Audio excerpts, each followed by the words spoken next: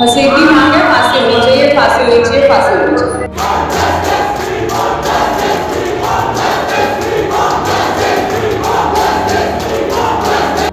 नमस्कार, आदाब, सत श्री अकाल। स्वागत है आपका हमारे बुलंद आज तक न्यूज चैनल में। मैं हूं आपके साथ मोबिना महक। चले आज हम बात करने जा रहे हैं हल्द्वानी की उस दर्दनाक घटना के बारे में जो 11 साल पहले हुई थी,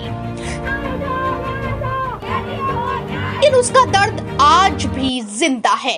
3 साल की मासूम बच्ची के साथ दरिंदगी और हत्या की इस घटना ने पूरे शहर को हिलाकर रख दिया था।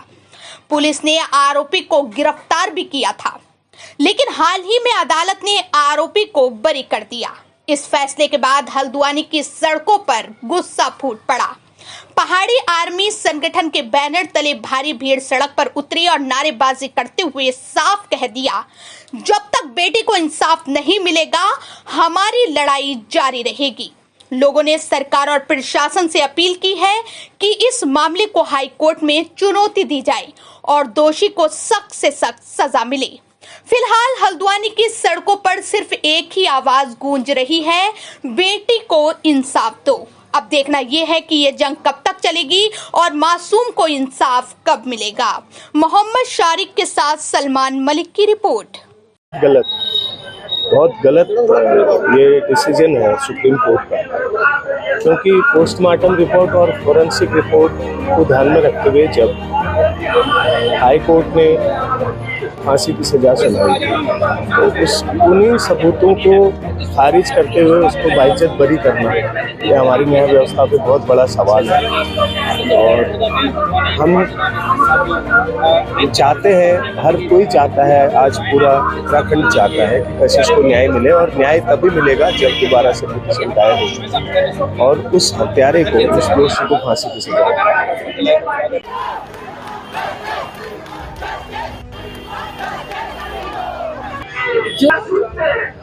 मैं बस यही चाहती हूँ कि उसको फांसी मिले। मैं किसी भी चीज़ के ऊपर नहीं बोलूँगी और हम सिर्फ एक ही मांग करने आए हैं, सिर्फ फांसी होनी चाहिए। That's it.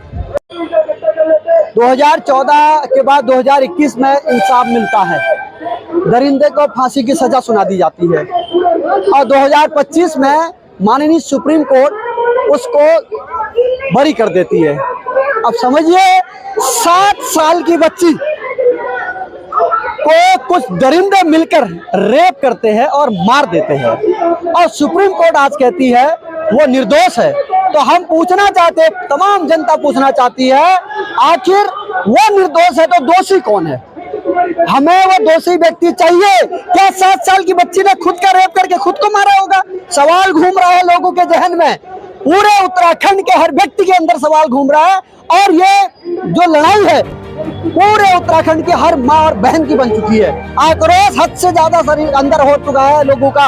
हम मांग कर रहे हैं राज्य सरकार से कि राज्य सरकार के वकील ने क्या कर दिया उनने ऐसा, जब हाईकोर्ट ने उसको फांसी की सजा दी तो किस तरीके से उनने पैरवी की कि सुप्रीम कोर्ट ने बरी कर दी। तो फिर से हम राज्य सरकार से पुनर्विचार याचिका दायर करने के लिए अपील कर रहे हैं। विज्ञापन के माध्यम से माननीय मुख्यमंत्री जी से कहेंगे कि आप काबिल वकीलों की पैनल गठित करिए और पुनर्विचार याचिका दायर कर हमारी नन्ही परी के साथ पूरे उत्तराखंड राज्य की महिला समिति के साथ न्याय करिए। राज्य सरकार से निवेदन करने आए हैं कि आदरणीय मुख्यमंत्री जी इसमें सुप्रीम कोर्ट में बहुत मजबूत पैरवी करें, जिससे कि हमारी नन्ही कली को, हमारी बेटी को न्याय मिल सके, उसको इंसाफ मिल सके। जो 11 साल पहले हल्द्वानी के अंदर जो जघन्य अपराध हुआ था, जिसकी हम कल्पना नहीं कर सकते, ऐसा हमारी बेटी के साथ ऐसा अपराध हुआ था, तो उसको न्याय दिलाने के लिए हम यहाँ पर एकत्रित हुए हैं। मेरा राज्य सरकार से अनुरोध है, निवेदन है, मैं उनसे हर चीज़ से निवेदन करना चाहता हूँ कि वो बहुत सख्त पैरवी करके सुप्रीम कोर्ट में हमें न्याय दिलाएं।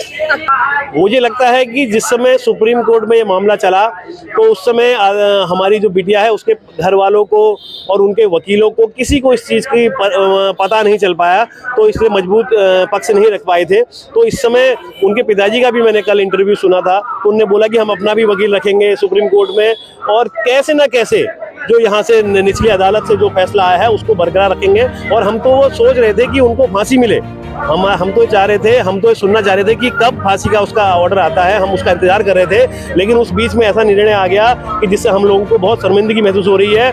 उसके माता पिता को तो कम हो रही है, हम लोगों को हल्द्वानी वासियों को ज्यादा शर्मिंदगी महसूस हो रही है, क्योंकि हल्द्वानी में ये कांड हुआ था, हल्द्वानी में ये वारदात हुई थी।